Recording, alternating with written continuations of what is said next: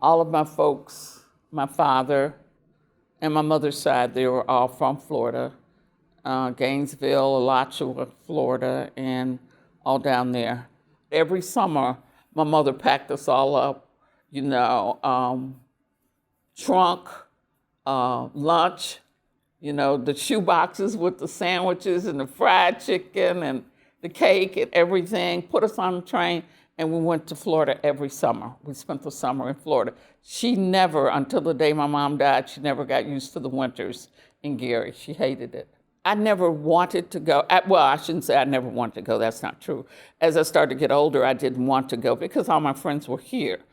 But in Florida, as I said, it was always summertime. So my folks, they had the big trees and the things that you do when you're in a warm climate. But in Gary, when I first moved there, we didn't even have grass in our yard. The front yard was dirt. And we used to dig that dirt and put it in buckets and do all kinds of crazy things with it. But in Florida, there was grass and there were fruit trees. And one year I went to Gainesville to see my grandmother, and I went by myself. When I got ready to get off the bus one night, the bus stopped somewhere. I got ready to get off the bus to go to the washroom, and there was this big sign, colored. I'm like, what?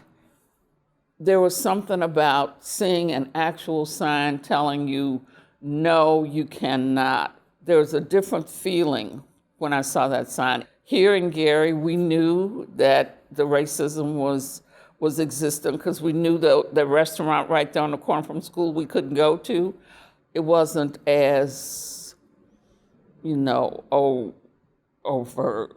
The signs were not there.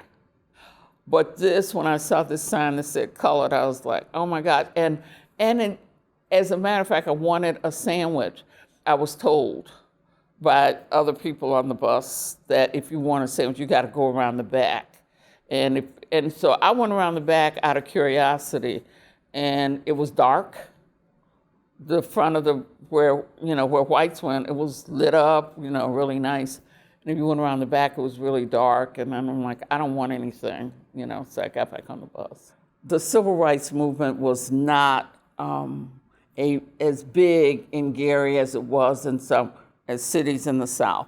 We knew that, certain things were happening, changes were happening, but there was not the movement here in Gary that there was in in other cities in the South.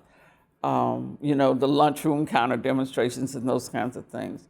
We used to say this was up South, and the other places were down South. I was involved with Rudolph Clay's.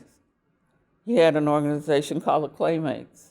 I was beyond excited to see, these congressmen and all these other people come to Gary for that Black National Convention. And Rudy had a booth, and my girlfriends and I don't even remember what we were selling. We were just there and so glad to be there and have an opportunity. Like, I remember meeting Conyers from Michigan, and I don't know how to explain it to you, but it was really a big deal.